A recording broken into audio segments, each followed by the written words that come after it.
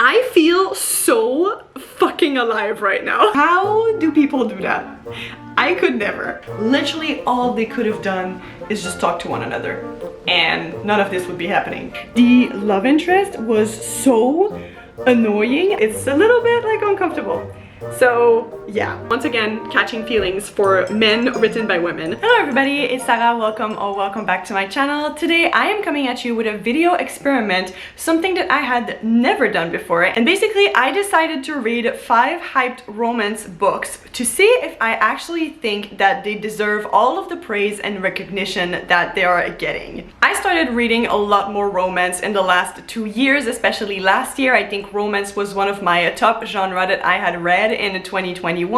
So I was very curious to read some of the romance books that I had seen going around for years but had never read, because I did not think at that time that they were going to interest me. But now that I know that I do enjoy romance to some degree, I decided to finally read some of these books, and this is what we are doing in today's video. Basically, I vlogged my experience reading these books so you can hear all of my thoughts and details as I was reading them. And if you are interested into a particular book, I will make sure to chapter this video so you can skip around if you want. The only thing that I will say before we get into this is that the Spanish love deception is actually in the thumbnail of this video, but I did not end up reading it, and you will see why. So yeah, just in case you saw that video on the thumbnail and were interested in hearing all of my thoughts, I am so sorry for clickbaiting you. I will not be reading the Spanish love deception, but without any further ado, let's dive into this. And the first book that I read for this video is actually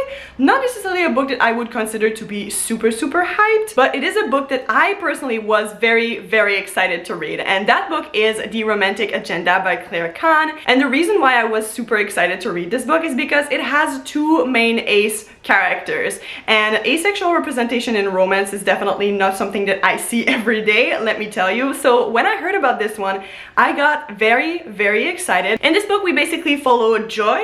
Is her name Joy? Yes, it is Joy. I will probably completely mess up so many of these characters' names, by the way, because they are all so blurry in my mind, but I will try my best. We follow Joy, who is in love with her best friend Malcolm, and they have been best friends for many years, but Joy has had some romantic feelings towards him for a little while now, and she is basically desperate to tell him how she feels, but she is afraid of course, ruining their friendship by admitting to him that she has romantic feelings for him. Malcolm has been dating someone for a little while now, and when he invites Joy to actually come with him over to this vacation with that girl because he wants to officially ask her out, Joy decides that she is going to come over, but she is actually going to try to figure out how to finally tell him how she feels. But when they arrive at this vacation, it turns out that the girl that Malcolm has been dating has actually brought her own best friend along, and so Joy and this guy decides that they are going to try to fake date so that Malcolm will maybe finally realize what he's been missing on all of these years. Because obviously,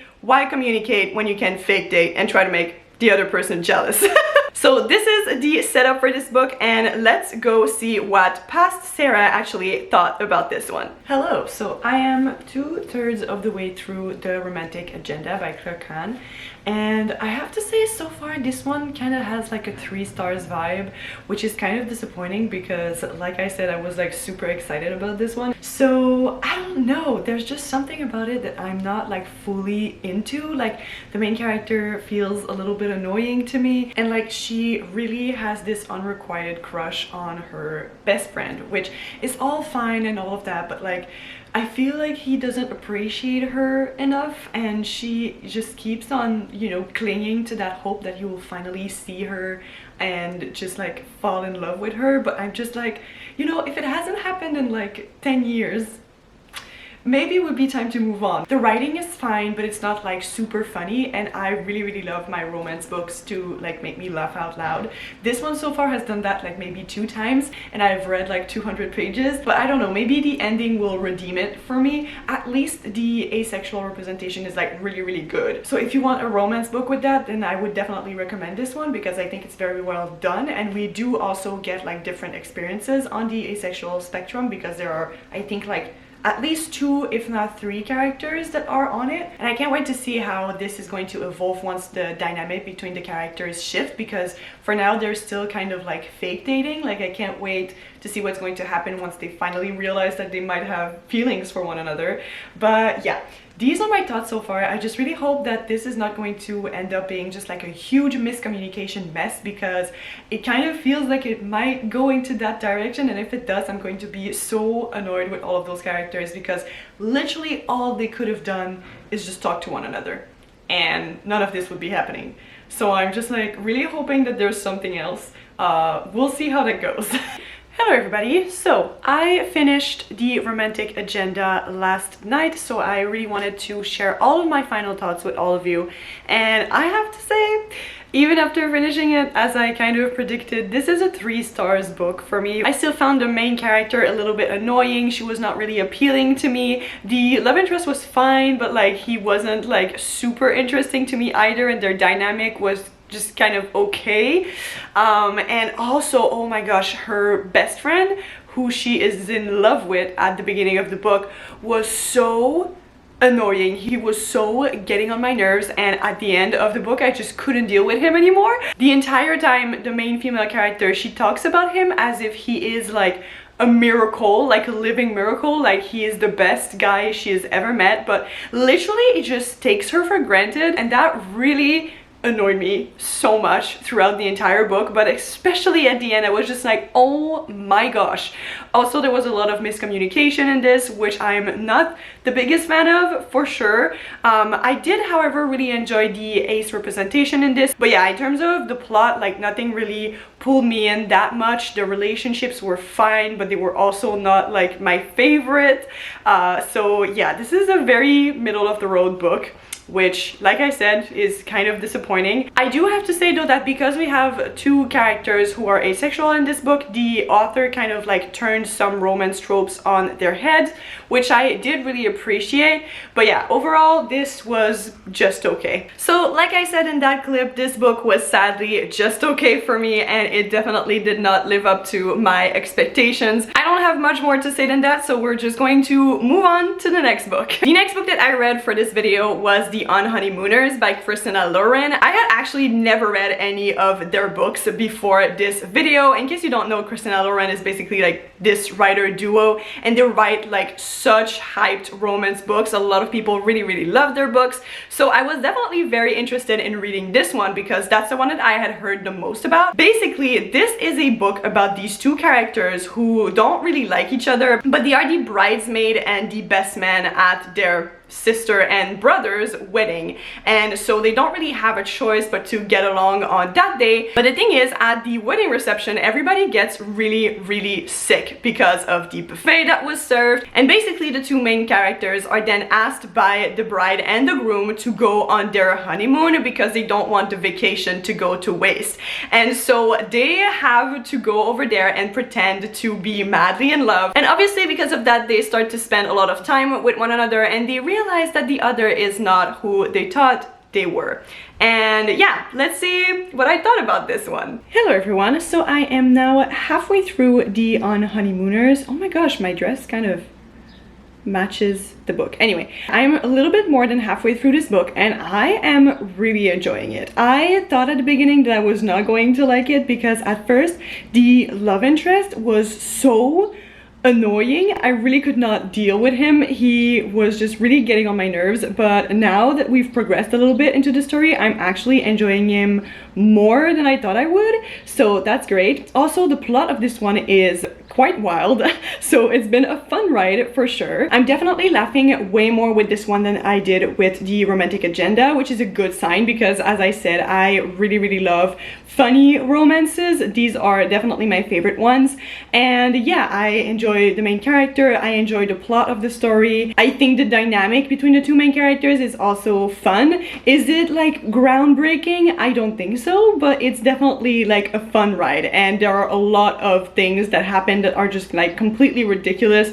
and really made me cackle. I've also heard that the ending of this one is quite like atypical when it comes to romance. I don't know what happens, obviously, because I haven't read it yet, but apparently the ending surprised a lot of people and some people love it. and some people really don't like it. So I'm very curious to see what I think about it. So yeah, I will talk to you once I finish it. Hello everybody, so I have finished the Unhoneymooners, and I have to say overall I really enjoyed this book. I thought it was definitely like a fun ride, and while the ending was very dramatic, people were not exaggerating about this conflict. I think that overall this was like a very fun, light-hearted story until we got to that part. So obviously if you love your romance to be strictly fluff, I would not recommend this one because it also deals with kind of like serious topics at some point. But I personally love the drama, so I enjoyed it. I want to say that Ethan, who is the love interest in this book, did not completely win me over by the end of it. I was not really a fan of some of the things that he said or did with our main character. But besides that, this was definitely a very fun book to read if you want to have a good laugh, and if you want like witty banter, I would definitely recommend this one. It will not enter my pantheon of like favorite romance books because that list is very, very narrow, but I still really enjoyed my time reading it. I think that in terms of enjoyment, I definitely enjoyed this one more than the romantic agenda, just because the setup was so crazy and funny and the characters just got into these wild situations that really made me laugh. It was also very easy to read. So like I said, it's definitely not one of my new favorite romance of all time, but this one was definitely very funny, and if you want something that is so dramatic and so over the top, then you should definitely check out this one. Then the next book that I read was also another one that I had seen going around so much, and that book is, spoiler alert, by Olivia Dade. And this is about Marcus, who is one of the biggest stars from this fantasy TV show, think like Game of Thrones, and he is basically hiding the fact that he has been writing fan fiction under a pseudonym for years because he has been very disappointed by the direction that the show has been going into. And then our other main character is April, who also writes fan fiction for this fandom, and online they are best friends, but they've never met in person. And one day when April posts a picture of her in her cosplay of one of the characters of the show and trolls start to make fun of her online, Marcus decides that he wants to invite her on a date to shut them down. And so they go on that date, and immediately they are drawn to one another, but then Marcus realizes that she is actually his best friend from the fanfiction website, but he can't tell her because that would risk his entire career, and miscommunication and crazy wild shenanigans ensue. In these next couple of clips, I'm going to allude to something that the main love interest, Marcus, is keeping from April, and that is basically that he knows who she is, but she doesn't know who he is, in the sense that she doesn't know that he's her best friend from the fanfiction community. And basically I didn't want to mention that because I had not realized that it's literally in the synopsis of the book. So if you're wondering what the heck I'm talking about, it's that. So without any further ado, let's see what I thought of spoiler alert. Hello everyone, so I am 45% into spoiler alert, so it is time for my first update. I have to say, this one, I'm not 100% sure how I'm feeling about it so far. I think that things are like progressing so fast between the two main characters, and that's also like a criticism that I have for the 3 books that I've read so far. Like, where are the slow burns? I need myself like a good slow burn romance, because right now these two characters have gone on like 2 dates maybe, and already so many steamy things have happened, and I'm just like, how do people do that? I could never. And you know, I just want some slow burn representation. Besides that, the main love interest is like keeping things from our main character, and I am not sure how I feel about it. I feel like he is doing one particular thing, and I don't understand why, and it's really stressing me out. And honestly, I hope that he has a good reason, and I'm scared that the reason is just going to be super dumb and I'm going to get very annoyed. Besides that, I also love that the two main characters write fan fiction. I think that's super fun. I love that we get little excerpts of the different fan fictions that they are reading or writing. Some of them are completely ridiculous, which makes me laugh so hard because that is so accurate for like Archive of Our Own. And that is just honestly peak comedy. Every single time I get to one of those, I am just cackling. So far, so good.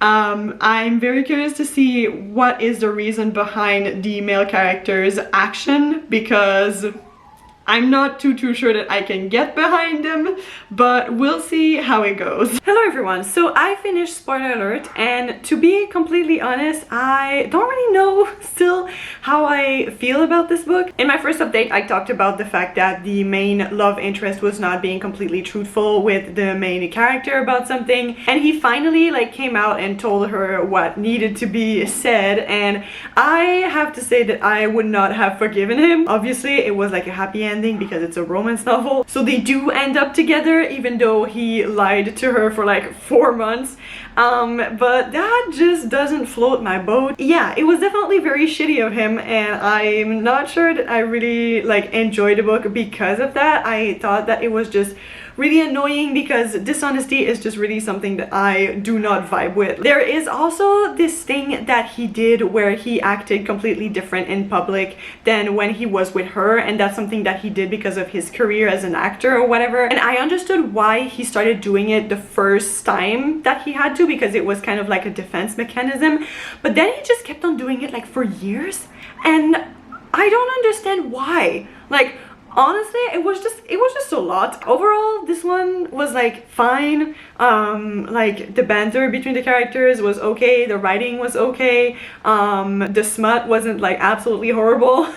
I appreciated the elements of fandom and fan fiction that were talked about into this book, because I feel like not a lot of books touch on that, but in terms of the romance, it was not really my thing. Overall, once again, this book was just okay to me. I did not really understand fully the appeal of it. When I first finished it, I thought I would give it like 3 stars, but honestly at this point, the more that I think about it, the more it's probably like a 2.5 or even a 2 stars, because really these characters were getting on my nerves so much, especially Marcus. And like, I understand all of his insecurities and all of that, and like I totally get that, but like I said many times in that review, dishonesty is just something that I do not vibe with. So let's move on to the next book.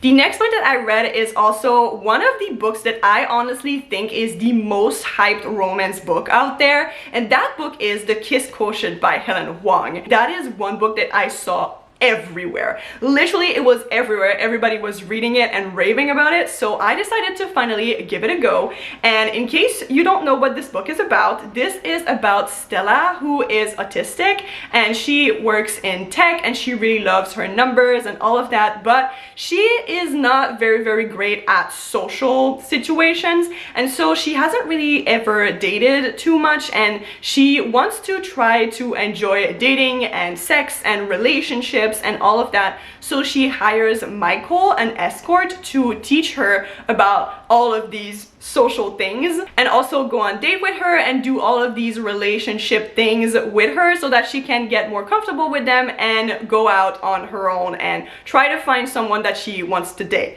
So I was very like honestly intrigued by the premise of this story. I also had heard great things about the autistic representation in this one, so I decided to give it a go. Hello, yes, I am sitting in the same spot because I also started The Kiss Quotient by Helen Huang, and I'm only like not even 100 pages in, but I already wanted to give you an update about this one because I don't really appreciate the way that this book is talking about sex, especially because the main character feels like she has to force herself to enjoy it, and so that's why she hires this like escort man in the first place, and that's like very uncomfortable for me because the way that she reacts to like everything that they're trying to do is just not a fun thing to read about, in my opinion.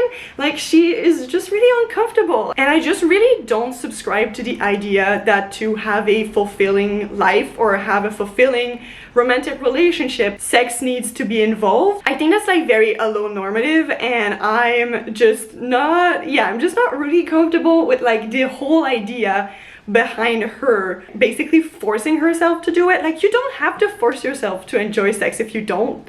Like, you don't. It's just baffling to me that some people still think that way, and I know that that is like a majority of the population because, like I said, allonormativity, it is real and it is tainting pretty much everything in our life, in our relationships, and just all of that. And I understand that like it's something that she wants to be able to enjoy, but the way that she's basically forcing herself to enjoy it because of social expectations and because she thinks that she should enjoy it and that she has to try to enjoy it is just not sitting very well with me so far. I think I'm going to try to read like half of it. If I'm still uncomfortable at this point, I am not going to finish it. I'm also like not really obsessed with the characters or anything so far, so like it wouldn't be like a big loss. But yeah, just wanted to like give my little grain of salt here because this is like a weird situation and like a weird concept to me, and I just really wanted to point that out because it's a little bit like uncomfortable. So yeah, I'm gonna go see if it gets better now and I will update you all later. Hello everyone, so it is the next day and I have decided that I'm not going to finish the Kiss Quotient, which is very disappointing because honestly I was really hoping that I was going to enjoy all of the books that I picked for this video, but this one I just cannot do it. It's not even about me being uncomfortable at this point anymore, it's just because I'm so bored. Like I honestly could not care less about these two characters. Also, there was a lot of like dirty talk in the smut sections of this book and this is just not my thing. It takes me right out. So yeah, I'm just really not enjoying this one. I don't think it's funny. I don't think it's that particularly romantic either. I read up to page like 172 or something and I was just not like retaining anything. So I decided to not force myself to finish it and just to DNF it. This is where the story ends between me and the Kiss Quotient. I don't think I have anything else to add to the Kiss Quotient, so we're just going to keep on going with this video. And I have to say that at that point I was starting to get a little bit annoyed and a little bit sad about the fact that I was not enjoying any of these books as much as I wanted to enjoy them. So I was then supposed to read The Spanish Love Deception, which is also one of the most hyped romance novel ever. Like I've seen this book going around so much in the last couple of months, so I was actually like kind of excited to read it. But then I started it and honestly the main character was kind of getting on my nerves, and at that point I was so done with all of these characters being annoying to me that I just decided that I would put it down and start another book. So I went completely off course because this book was not supposed to be on my TBR, but I started Book Lovers by Emily Henry. Emily Henry is definitely also a very, very hyped romance writer. I'm sure many of you have heard of her. I have read her other two books as well, Beach Read and People We Meet on Vacation. So I thought that I would just treat myself to an author that I knew I was going to love. So I threw my TBR out of the window. I did not read The Spanish Love Deception and I decided to focus on this one instead. This is about Nora and Charlie, who both work in publishing. Nora is a literary agent and Charlie is an editor, and they know of the other. They've met once and they don't really like each other, but then Nora is actually asked by her sister Libby to go with her to this very cutesy town that is the setting of one of her favorite books, and so they go over there, but then Nora actually stumbles upon Charlie in that small town, and so one thing leads to another and they start to get to know each other a little bit better and they start to understand who they are as people along the way. And let's just see what I thought of Emily Henry's newest release. Hello everybody, please ignore this very unflattering angle and the state of my hair. It is very humid today. I need to update all of you because in an act of desperation I have strayed away from my TBR and I have started to read Book Lovers by Emily Henry, and it was the best decision I could have made. Oh my gosh, this book is so flipping good. Finally, some good food. Oh my gosh, I knew going into this that I was going to enjoy it, but there is something in her books, I don't know what it is. I think honestly at this point I think it's crack. I am obsessed. I am so invested into the story. I'm like halfway through and I had to force myself to stop to give you an update before I kept on going because I literally just wanted to listen to the audiobook and do nothing else.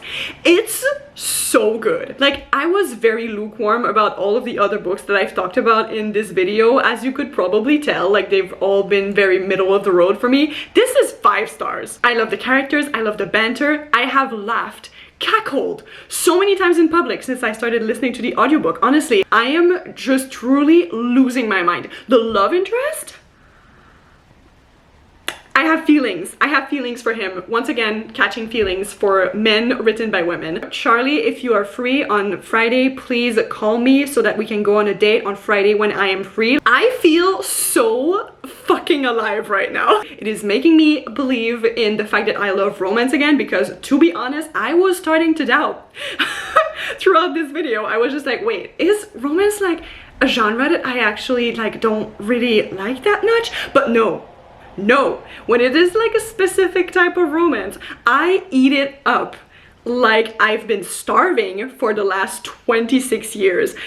Oh my gosh. I'm absolutely living my best life right now, and it's because of Emily Henry. She writes for the types of romance-loving girlies who are also like riddled with anxiety, so they can't like completely suspend their disbelief to read these kind of like fluffy, feel-good rom-coms. So she always sprinkles like just enough angst in it for me to just really get all in and just completely lose myself in her books. And I've seen some people on the internet say that Emily Henry is like trying to be not like other girls because of that. She's trying to like be different from the other romance writers, and some people think it's a bad thing. I think it's great, personally, because she is catering to exactly the type of audience that I am. Like, give me the angst and characters who have issues. I'm living. It's so good. It's so good. Literally, I am going to go and keep on listening now, and I will tell you once I'm done, like, all of my final thoughts. But so far, this is the best book that I've read for this vlog, and I am so glad that I decided to ditch my TBR to start this one instead. Hi everyone. So I have finished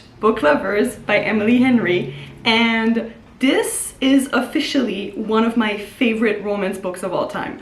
I loved it so much. Literally, I had to take like a 4-hour break before I was able to talk about it, because the last like 30 minutes of the audiobook, I was just crying the entire time. Emily Henry can do no wrong. All of her characters were absolutely amazing. They had so much depth to them, and they really had like other things going on in their lives beside the romance, which is something that I really love about her books. I love that her characters are always dealing with like all of this emotional turmoil, and I know that's probably not for everybody, but personally, like, I love that so much. Also, the main love interest, Charlie, I loved him so much. He was definitely one of my favorite part of this book. He was just so genuine and amazing and sweet. I also really loved Nora, the main character. She was so relatable to me. At some points, honestly, I felt like Emily Henry had like opened up my brain and plucked out some thoughts to give them to her. I do want to flag a big trigger warning for this one when it comes to grief, because a lot of the book talks about that, but it was just so well done, and there were so many beautiful, touching, vulnerable moments between the characters, and the writing was also wonderful, which honestly feels so good, because for the entirety of this vlog, I've been reading books where the writing was just like okay, and like it didn't really, you know, punch me in the face the way I love writing to do so. There were also so many moments that made me cackle out loud, and it was just so funny. And yeah, I'm actually going to go out and buy this book because of how much I loved it. So if there is one book into this video so far that you have to read, I feel like it is this one. It was just so incredible. To be honest, I'm still not over this book. When I said in that last clip that I was gonna go out and buy myself a copy, I literally went like an hour later. That's how much I enjoyed this novel. I'm so happy that I got myself a copy, because I will definitely be rereading this book in the future. And oh my gosh, I'm so happy that I decided to read this book, because otherwise this video would have been so sad. Literally just me reading romance book after romance book and not enjoying any of them. But thankfully, this one definitely saved the day.